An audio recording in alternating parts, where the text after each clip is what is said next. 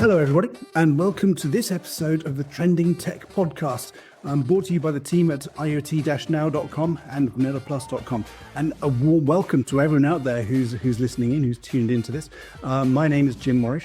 I'm the co-founder of a company called Transformer Insights. We're a firm of industry analysts focused on all things related to digital transformation.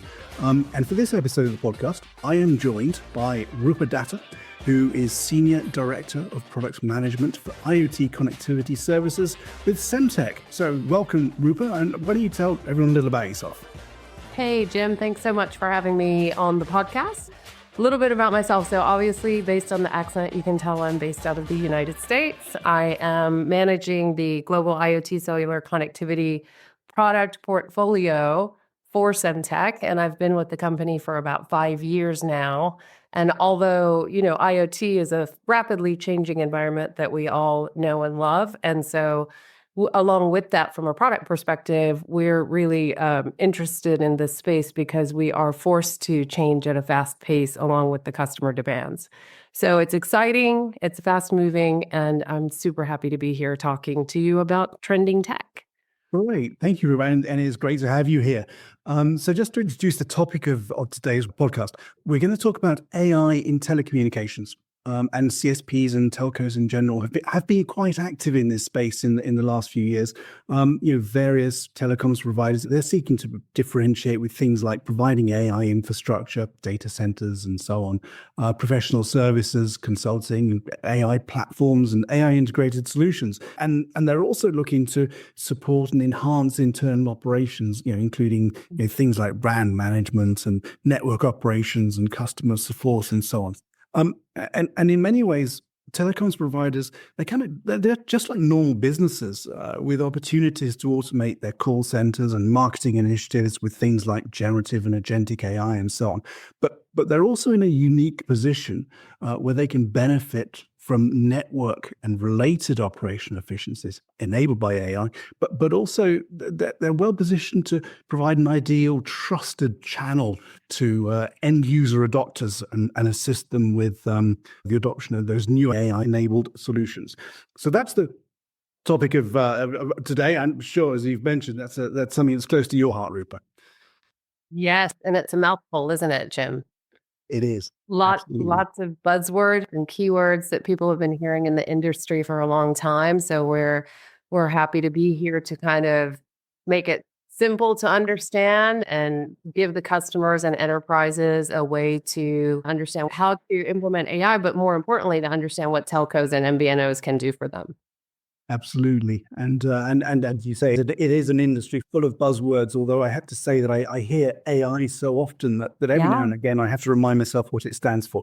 It seems to be very common. But before we get stuck into AI and telecoms, let's take a quick look at some, a serious tech news story. This is one that I've found, and I'm sticking with the topic of AI, etc. But I came across this story, which in itself isn't particularly significant, but it's illustrative, I think, of a wider trend. So there was a press release, and I'm from the UK, as you can tell from the accent.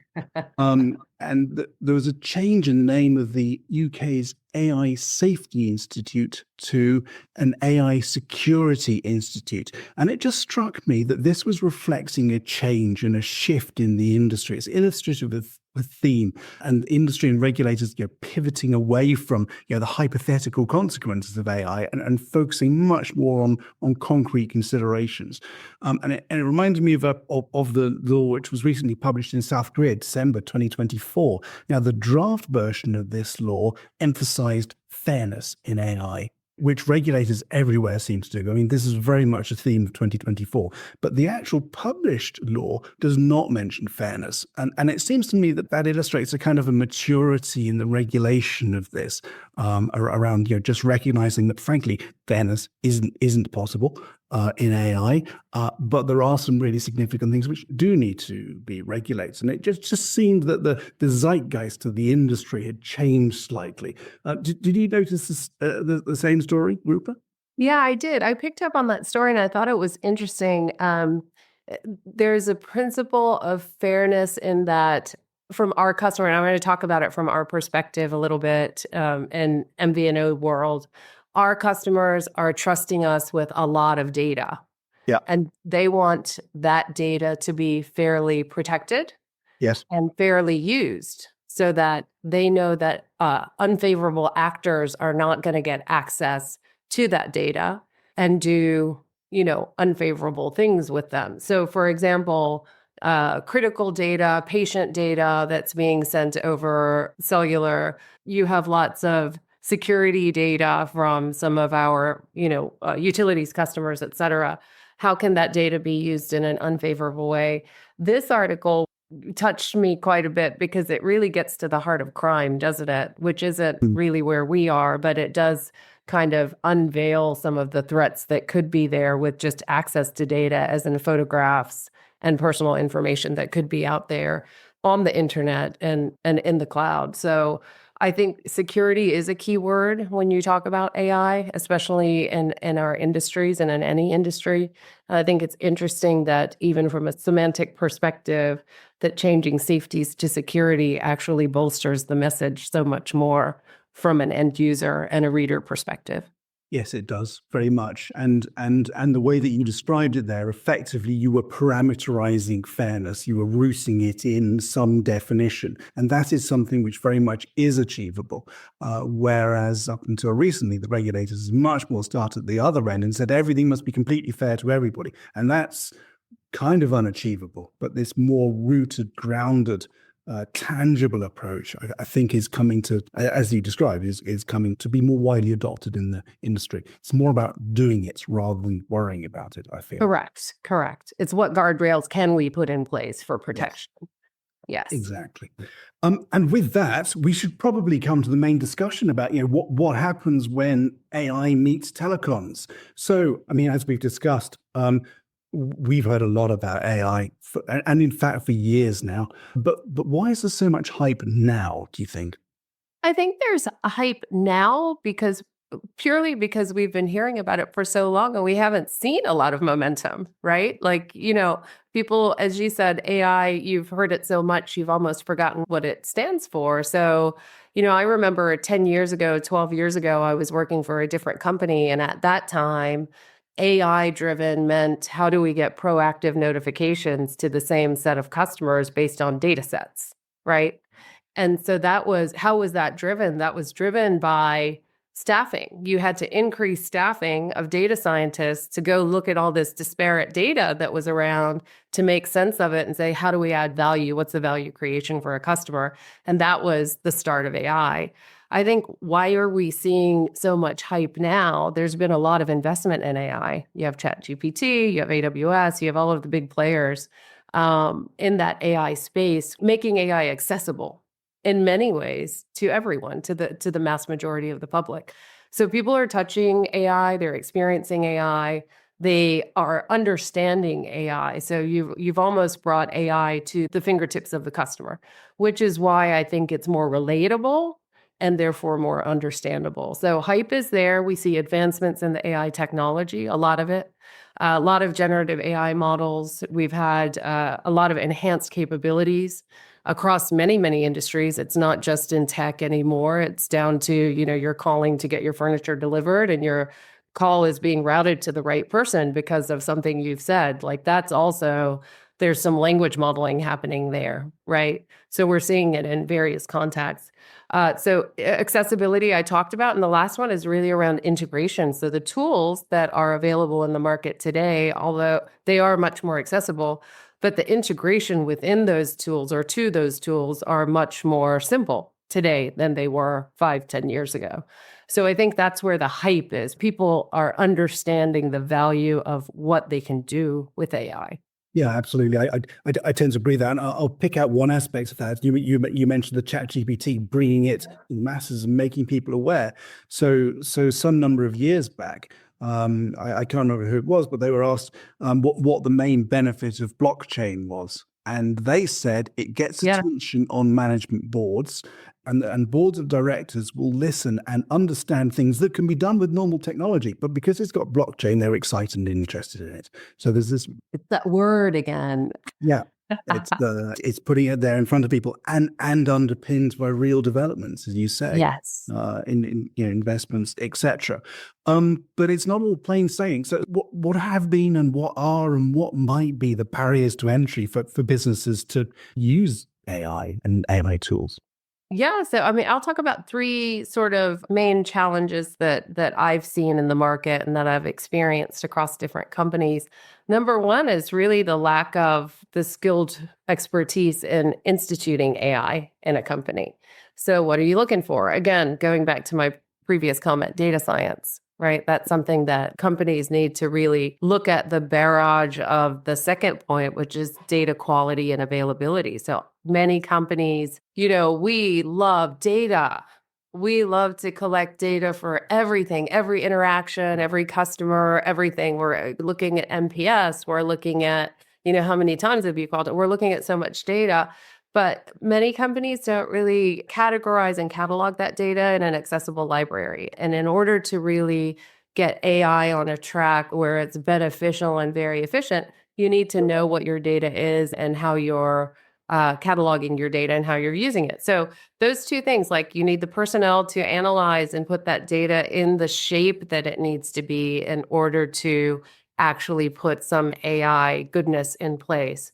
And then I think the last one, Jim, is really around financial constraints. So when we look at AI development, there are high costs associated with it. I mean, most companies, because of the high cost associated with it, are doing the things that you mentioned sort of in your introduction, where we're looking at efficiencies, we're looking at chatbots, we're looking at things like that because it's low-hanging fruit. Yeah. And we know how to collect data and then put it back into that AI virtual machine. Right. So it's really those three things that I think that companies are looking at today with skilled personnel, the quality of the data they have today, how fast can they move with it?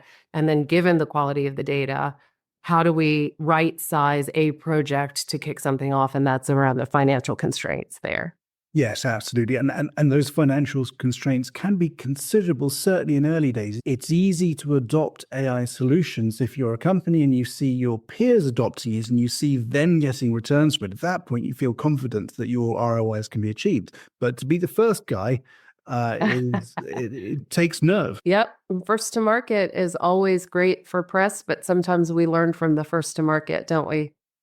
Exactly. But it does seem like in many ways that dam is breaking in the flexibility of many of these tools and particularly things like agentic AI, which starts to address some of those data quality issues in terms of actually finding the right information from wherever it might be. There's a real sort of synergy, a virtuous circle going on, I think. Absolutely. And I think actually like with the evolution of these AI tools, and as you mentioned, it's getting easier. The accessibility is easier, but the tools are getting more sophisticated. So they are crunching through your data for you and putting them in some sort of format. And in that case, what's going to happen is that skilled personnel piece that I said, that first factor, that's probably going to not be such a big barrier. Yes, because absolutely. the technology is just going to get better. It becomes and do it for abstracted you. out. Exactly. Excellent. But pivoting this back, we always talk about telecoms a little. So let's hone in specifically on telecoms. How do you see telcos utilizing AI to support their businesses? Do you see them using it in IoT? Are there any particularly interesting use cases you've come across? Yeah, I think that's a great question. Particularly interesting is something that I think we'll see probably in the next couple of years. I think we're all kind of starting from a level playing field. We talked about the challenges. How do we kind of get started with AI? What I'm seeing in IoT and in telco right now is really lean into how do we better the customer experience. And by bettering the customer experience, what we're really seeing is, and I mentioned this before, is sort of the enhancement in how do we manage your call or your tickets better?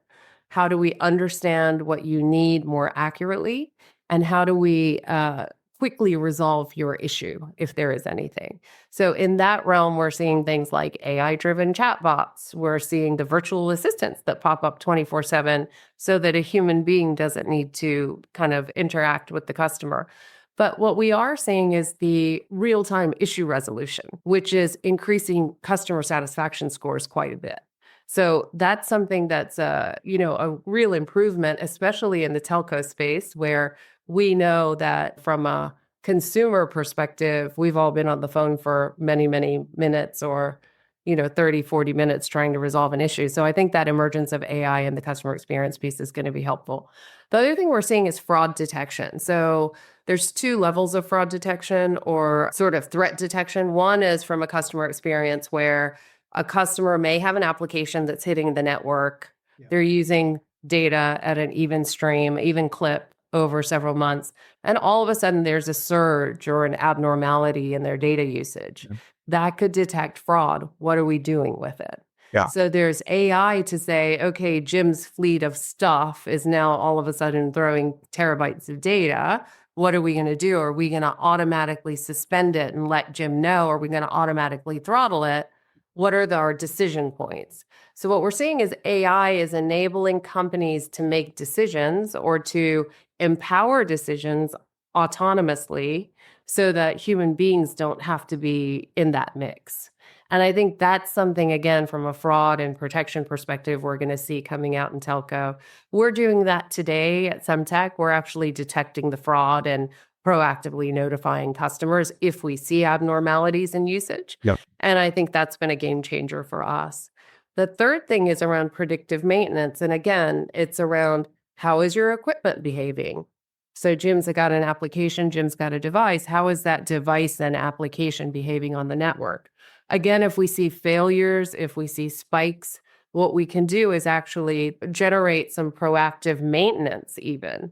So can we reboot the device? What can we do to get Jim's device back to normal? And those are things that we're working with customers on today as we, detect that abnormality on the network and then enable the customer either to make a decision or enable the customer to give that decision to us to say, here are 3 things to do and to set that really with AI. Yeah, absolutely. Just picking up on one of those things that you mentioned, that real-time issue resolution. Now, clearly, that kind of customer support or customer engagement support exists across many industries. But one of the key things, and as you mentioned a little later, is the real-time nature of telecoms networks, the real-time emerging problems. So the extent and the landscape from which a customer service agent or an engineer may need to draw information to say, this is what's going wrong. Exactly. And that and navigating to that in real time is something which is kind of peculiar to telcos, peculiar in a good way. So focusing a little down onto Semtech, how do you guys view the utilization of AI and what can enterprises expect to see coming out of Semtech under an AI banner? Yeah, I think enterprises in general, from an MVNO and from Semtech, they're looking for, first and foremost, why do they come to an MVNO? They're looking for reliable connectivity. Yeah. And so some of the things that we talked about before, as in the fraud detection, predictive maintenance, and also from a network optimization perspective, what we're doing is we're putting AI algorithms and some anomaly detections in place to really make sure that we are seeing any abnormality in the network based on a customer application or across our customer base, so that we can keep that uptime going, so that we can keep the integrity and the efficacy of the network intact for the customer. So that's number one, reliable connectivity. That's table stakes for us. I think on top of that, we deal with certain different sizes of enterprises. So we have small, medium, very large enterprise customers also. And so we've seen some of our customers grow from medium-sized businesses to very, very large-sized businesses. And so what are they looking for there? They're looking for scalability. So scalability is paramount for them to know that, hey, I'm a mid-sized business. I can come into Semtech, and as I grow, the service isn't going to change. I'm still going to get the same customer experience. I'm still going to get the efficacy of the network. I'm still going to be, protected with the security protections. So I think, we are doing things for smaller, the same thing we're doing for enterprises. Any customer gets the same sort of goodness from the AI solutions that we're putting in place. I think for us, the other thing that we're doing is we're looking at cost effectiveness. So that's the last thing that I want to touch on from an MVNO perspective. MVNOs, we, of course, offer multiple networks in multiple countries. And the most important thing for a customer is, how do I get market pricing in all of these countries, right? It must be cost effective. We know that when we're roaming, in different countries. Oftentimes it's either not cost effective or we're not meeting regulatory requirements. So from an MVNO perspective, it's really important for us to be able to optimize our networks and optimize the offer for the customer to be able to use a single SIM and go anywhere in the world. And by utilizing AI and other sort of business rules within that offer and within our network, we're able to optimize the network utilization from a cost perspective. We're able to optimize the customer's network access to the SIM level also, in order to maintain those things, reliable connectivity and security. So all of it's really driven by the genesis of AI, and it will only get better. Today, there is, of course, some human intervention in there, but from a network optimization perspective and the SIM enhancements, those are all done automatically. And we are putting some of that automatic, autonomous sort of enhancements within our solutions. Yes, absolutely. As we mentioned, telcos being particularly complicated in real-time businesses, there's a lot of optimization that can happen in those networks, and it does lead to real financial results. I like to mention the anomaly detection as well. You can do quite a lot of that today, but just having AI agents, sitting on top of these connections and saying, hang on, something different's happening here. It can be a real value add, and actually highlighting problems or issues or changes in context to clients that may not, in fact, be related to the solution. Exactly. And I think the interesting thing will be down the road when we're able to do if that, then what? So if this anomaly is detected or abnormality is seen, then what? And the what can be defined by the customer, right? And then we can have some automagic decision-making put in place to simplify everything. So picking up on the automagic decision-making, and it is not too much of a blue sky question, where's all this going in the future? What's the future of AI in telecoms? So really around the future, like today we're talking about, taking that crawl, walk, run. I think we're kind of at that crawl to walk phase and everybody's doing kind of the same thing. What we see, again, I talked about network automation. I think what we're going to see is AI is going to increasingly automate that so that we can have some self-optimization within the network. And again, reducing human intervention. Jim's fleet is doing this. Someone has to do something on the back end. That's going to go away. And that's going to be beautiful because all of that, again, to your point, the real-time resolution comes to life, right? In a very tangible way. I think we're going to see AI at the edge. So processing data closer to the source reduces the latency. And again, looking at real-time analytics. So you're not waiting to do some sort of great analytics once your data goes over to the cloud. AI is going to do some, really good analytics at the edge while the thing is running so you can get the real-time metrics off of it. We do see some of the enhanced customer personalization also, which in a global economy and across different applications and industries, we see different applications have different needs. So some of them have different application behaviors and require a different reaction from the network. I have a battery-powered device. I'm going to go to sleep for 24 hours and then ping you. And I hope I have a network when I wake up, right? How do we optimize that versus I have a 5G sort of video surveillance use case where I have to be on all the time? How are we optimizing that because you're using so much bandwidth on the network? So I think all of the personalized services around what type of application do you have? How does the network need to react to it? And then, mobile versus fixed assets also. How does that network need to react to those different applications? I think that's really going to shift the game for customer engagement and satisfaction. Yes. So moving intelligence much closer to the source, much more real-time, much closer to real-time responses, more personal and I hate to say as a service, but a network much more as a customized and personalized service. Correct. Yeah. Excellent. Well, it's been great to chat about AI and telcos, but we ought to move on now to the promised What the Tech segment of our podcast, where we talk about interesting and or amazing stories in the world of technology. And I came across one last week, which made me both smile and frown. Effectively, it's Rent-A-Goon. So there's an application which has been released. It's a mobile app. And what you can do is you can, on your iPhone, obviously, with an app, you can hire armed bodyguards to escort you around either New York or Los Angeles, complete with a chauffeur. So it's around about $100 an hour. And you can choose, how these chaps are dressed. And it just strikes me, how could that possibly go wrong? Aside from the potential for bodyguards to end up chaperoning drugs jobs or caught up in the middle of gangland warfare or something. But did you notice that one, Rupert? I love that one, Jim. And I loved the fact that when you pick your bodyguard or goon, it's the same guy standing in the same way with different clothes on.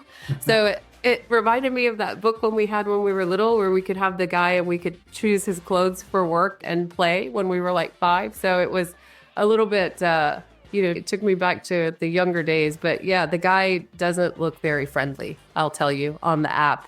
But alternatively, I think it's interesting that you have Rent-A-Goon here in US, LA, New York kind of thing.